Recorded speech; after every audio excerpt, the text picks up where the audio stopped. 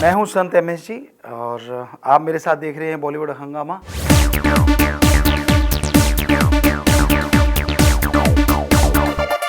जैसे अब अभी उसमें हम देखते हैं कि जैसे आपने जब आप पास में जाते हैं और आप दो बहुत ही खतरनाक सी राक्षसों टाइप को आप एक साथ आप उसमें धराशायी कर रहे हैं, उसमें कहीं एक वो चीज़ नहीं होती कि दैट यार दिस इज़ समथिंग, ये तो मेरे ख्याल से शायद पॉसिबल नहीं है। और ये इनफैक्ट हम फिल्मों में भी देखते हैं, लेकिन गुरुजी जो हैं सिंस कंसिडरिंग दैट वो एक दूसरा रास्ता भी दिखाना चाहते हैं, तो क्या ये पॉसिबल है जी, तो उसके बारे में आप क्या कहेंगे कि हमने जो वेदों में पढ़ा, ये जो आप देख रहे हैं बहुत छोटी चीज़ है, जब आप फिल्म में देखें तो पता चलेगा कि हमने उन पे जीत हासिल करी कैसे। कि उससे पहले मेडिटेशन किया, एक पावर हासिल की।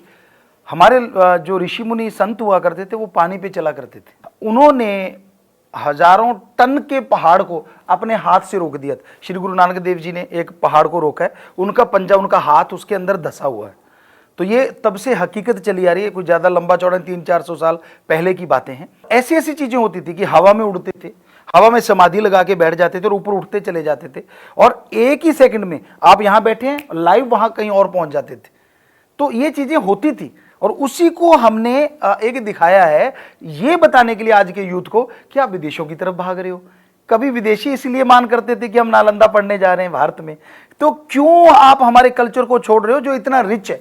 हमारा मकसद सिर्फ ये है कि ये दिखाएं कि भी ऐसा कुछ था, पर वो मेडिटेशन से। और इसमें भी आप देखेंगे वो हमें पकड़ते हैं, और जब फिल्म में देखेंगे तो मेडिटेशन से ही हम उनको जीत पाते, अदरवाइज हम उनके सामने कुछ भी नजर नहीं आता। गुरुजी, मैं आपसे पहले भी जब आपसे मिला हूँ, आपने मुझे इनफैक्ट बायोलॉजी के आपने मुझे एग्जांपल्स बताए हैं, साइंटिफिक आपने मुझे एग्जांपल्स बताए हैं, आप वेदास के आपने एग्जांपल्स बताए हैं, रामायण के आपने, आप कुरान भी आपने पढ़ा हुआ है, आपने सारे आपने ग्रंथ पढ़े हुए हैं। लेकिन क्या है ना, जैसे अभी अगर साइंटिफिक अगर कोई अगर आदमी होगा, साइंटिस्ट होगा, तो वो कहेगा कि यार कोई हवा में कैसे उड़ सकता है, कोई कैसे, मतलब ये एक सवाल आ सकते हैं।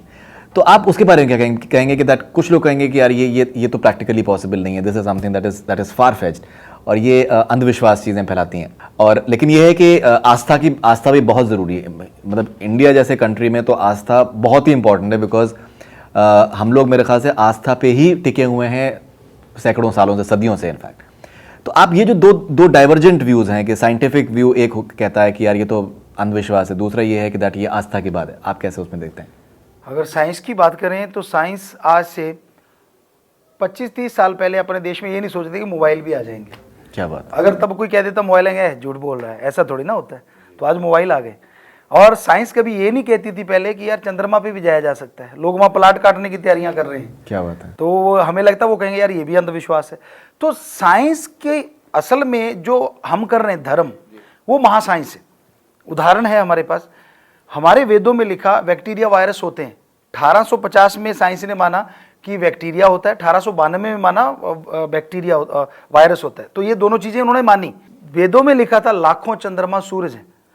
अमेरिका से काफ़ी साइंटिस्टों ने हमें लिखा, बात भी की कि गुरुजी ये सब झूठ है। जैसे आपने कहा वो लोग कहते ऐसा थोड़ी ना होता है, पर उनका बाद में ईमेल आया, गुरुजी आपके धर्म सच्चे हैं, हमने थोड़ा सा खगोल ढूंढा है, थोड़ा सा अंतरिक्ष में से रिसर्च किया है, कई सूरज मिल गए, इसका मतलब सैकड़ों भी हो सकते हैं। तो कहने का मतलब धर्म साइंस है, पर जब ये इसमें कि मैं तेरे को मंत्र दूंगा, तू मुझे 1000 दे, तू मेरे माथा टेक पैरों पे गिर, तो जब ये चीजें चल पड़ती हैं तो लोगों को पाखंड लगता है। हकीकत ये है, ऐसी चीज वेदों में है ही नहीं। वेदों में लिखा ही नहीं भगवान को दो, वेदों में लिखा है भगवान से लो।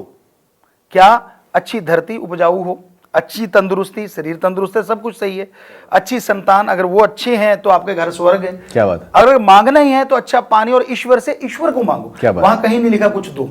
ये देने वाला चक्कर है, इसी ने शायद लोगों को भ्रमित कर दिया है, वरना हमारे यहाँ जो वेद है वो महासाइंस। क्या बात है?